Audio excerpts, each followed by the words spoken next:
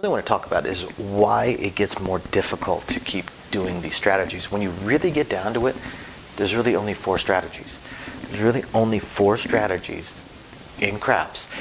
Everything else is just a variation of it. Now, some of the questions to ask when you're looking at your strategies are, what is your goal?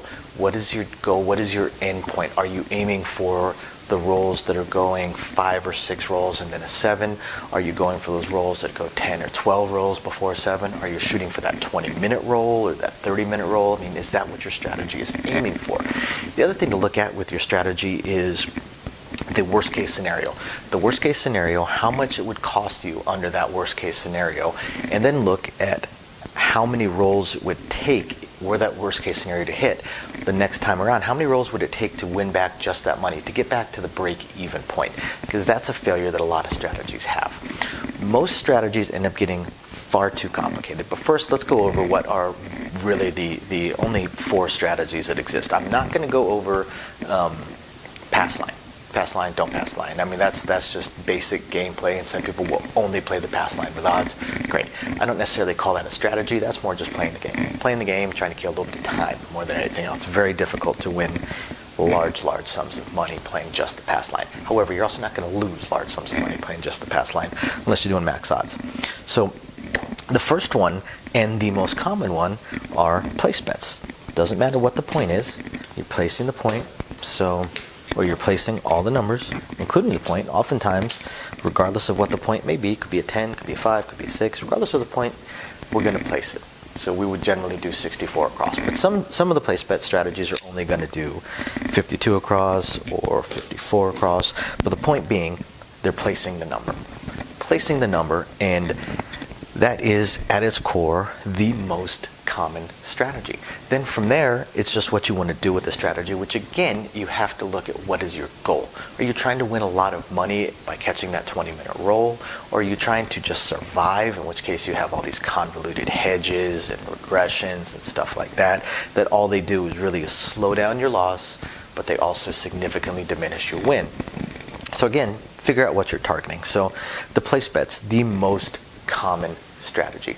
Also the most successful strategy in general if you're going to look at total amount won on a great roll. I'm not going to look at short rolls and stuff like that, but when you get this great roll, when people win the holy cow, you're coloring up a whole ton of money, 99% of the time it's place bets, and typically there's a lot of pressing involved. But place bets by themselves, at its core, the most common strategy. And then from there, you decide how you want to do it. Do you want to do just the inside? Do you want to do the outside? Do you want to do the evens? Do you want to do the odds? Do you want to do uptown? Do you want to do downtown? Do you want a same bet? Do you want to press one unit? Do you want a mid press, sister press, power press? But they're all variations of place bets. When you start doing your DC hedges or your direct lay hedges, you're still just doing a variation on the place bet. All you're doing is you're changing your win-loss conditions and your worst case scenarios and your best case scenarios, and how long it may last. For instance, the power press method. The power press method is great if you catch that 40-minute roll. If you catch a 20-minute roll, you probably still lost money, or maybe you broke even. On a mid press, you're probably going to last a little bit longer because you're going to start making a little bit of money if you catch even just a 5-minute roll. Same thing with the press one unit. Very underrated. We discussed that in one of our other videos. And that will enable you to get more rolls while also surviving longer. So the problem with a lot of the really convoluted strategies involving place bets is they're not trying to win money, they're trying not to lose money. And therein lies the rub. When you're trying not to lose money, you win less when you catch these great rolls, and otherwise all you're doing is you're losing slower. So it's a slower circle down the drain with a less of an upside. But it's still a viable strategy. The thing is, every strategy for the most part will win on a great roll. It's just how much are you going to win. Also, every strategy will lose on a cold table for the most part. So place bets, at its core, the most common strategy. Second strategy, come bets. And with come bets, you get into things such as the 2-point Molly system, the 3-point Molly system, or people that do the continuous come bets. Now, again, you're looking at what is your target, what is your goal. If you're doing a 2 or 3-point Molly system, you're trying to reduce your at risk but at the same time, you're reducing how much you can make. You can catch a great roll and only hit your number twice, maybe. 1 or 2 times, maybe 3 times, while everyone else is on their place bets are just hitting the other numbers over and over and over and over again. Just today we actually had it was a 4. We actually had a 4 roll 3 times in a row. 3 times in a row. If it was at the beginning of your come bet strategy, great, you already won it. But what if you're already up in a couple of numbers, so you're just sitting back watching? Now, probably not going to be hitting that 4. But come bet strategies. Now, as we've discussed before, when it comes to a great roll and a long roll, unless you're at a 10 times or higher table and you are betting max odds, generally you're going to make more money off of place bets. Place bets also give you a little bit more freedom, but come bets are a great bet. They really are. And you can make a ton of money on them. You're just not going to make as much as a power press or even a mid presser unless you start pressing your come bets. And then it gets pretty convoluted and slowing down the flow of the game. But again, they're great bets. They really are. So that's the second strategy. And the same thing with these. Once you get to that basic come bet strategy, then you decide 2-point male, 3-point male, continuous, or now you've got your lays behind, and you start adding in all this other convoluted stuff to try and hedge yourself one way or the other. But at its core, that's the main strategy. The third strategy is a don't strategy. And it's either a don't pass or a don't come. Either one, but the dark side. The dark side is a viable strategy, and you can travel behind, you place your lays. Maybe you just do direct lays instead of traveling through the don't come. You do direct lays, pay your juice, you get to pick your numbers that you were behind, and there you go. That right there is the third strategy.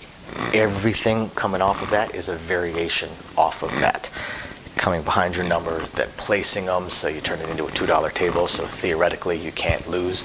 Those strategies are the slowest circle down the drain, but I've seen 2 or 3 of those in the last couple of weeks, and none of those players ever walked with any money, or never walked ahead, I should say. But the don't strategy, if you don't make it super convoluted, just pick how you're going to play it, and pick your side and go for it. You can definitely win money. Again, like with every strategy we talk about, decide what your out point is. Do you want to win? Do you want to double your initial buy-in or triple your initial buy-in, 5 times your initial buy-in? Pick your out point, because I see people with don'ts win really well, win a ton because they're on a cold table for a little while, so they keep going. They maybe build their bets up higher, press them up a little bit higher, because they figure, hey, I won 200, now if I triple my bet, I can win 600, and they end up giving it all back. The odds will catch up to you eventually. The dice will correct themselves, and the odds will smooth out over time.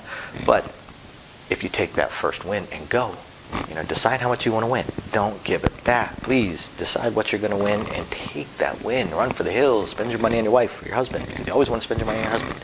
Have fun with it. So that's the third strategy. And the last strategy, generally I would say, is the least common, but I've actually seen this strategy getting played a lot lately, and that is the field. Just playing the field. Now, playing the field every single roll is not a strategy. Really, there is no strategy with the field other than you just chunk it in the field and you're just praying.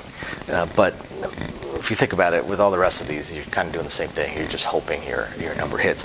But in the field, it's a one-time bet. One-time bet. Now, sometimes if you just catch the right rolls, you get a little bit lucky, you decide when you want to do your field bet, don't do it every roll. You throw it in there, you raise up, lower your bet, whatever it may be. Sometimes you just get lucky. I saw a guy with a $500 buy-in have $27,000 in front of him. This was actually just a few days ago. However, over the next 2 days, that player, because he seemed to think that he had discovered the secret to craps in the field, gave it all back and then some, because he didn't discover the secret to craps. He got lucky, which is the whole point. That's why we play the game. We're trying to get lucky. We're trying to win money. He did not take his money and run. He took his money and gave it back. So take your money and run. But those are the 4 strategies. That is it. Everything else is some convoluted variation of it. The Iron Cross is just a place bet with a field. It's just combining the place bets, combining place bet strategies with the field bet, with this whole I win off of every number thing. You do. You just win a little bit off of every number. If that's what you choose to do, by all means, go for it. Let me see here. Then, of course, again, your across strategies. You've got your don't come, 75 don't come, and then place everything else. You're just combining 2 strategies. You didn't pick a side. You're thinking that you're hedging yourself, forgetting that should the worst case scenario come up, it's 10 times harder for you to get back to even. But It can't be done, of course. I've seen it. But there you go. That's the core strategies. Those are the 4 strategies. Everything else is just a variation.